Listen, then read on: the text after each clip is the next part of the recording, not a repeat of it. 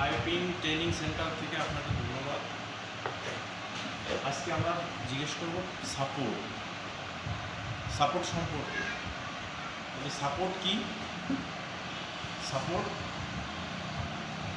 কেন প্রয়োজন হয়, কি কি সাপোর্ট জিজ্ঞেস করতে পারে যে সাপোর্ট কি। প্রশ্ন আসছে সাপোর্ট কি। সাপোর্ট আছে পাইপকে রেস্ট দেওয়ার জন্য, বা পাইপ যে সময় একটা পাইপের ভিতর দিয়ে একটা জিনিস চলবে, তরল পদার্থ, তখন পাইপ কি ভাইব্রেশন হবে, সেই ভাইব্রেশনকে আটকানোর জন্য আমরা সাপোর্ট ব্যবহার করব।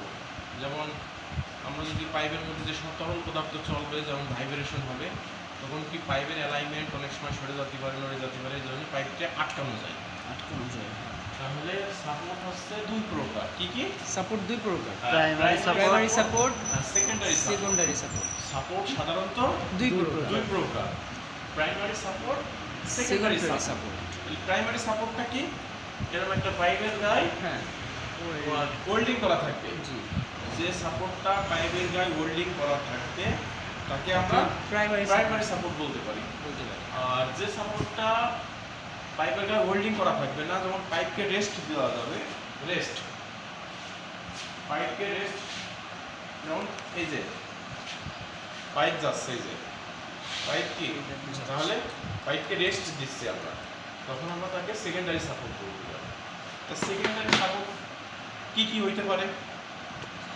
সেকেন্ডারি সাপোর্ট সর্বপ্রথম আমরা বলতে পারি শু সাপোর্ট, তারপরে কি বলতে পারি ক্লাম সাপোর্ট, তারপরে বলতে পারি কি হ্যাঙ্গার সাপোর্ট, স্প্রিং সাপোর্ট, টোরিয়ান support, dummy support, structural support, তারপরে ইনসুলেশন সাপোর্ট।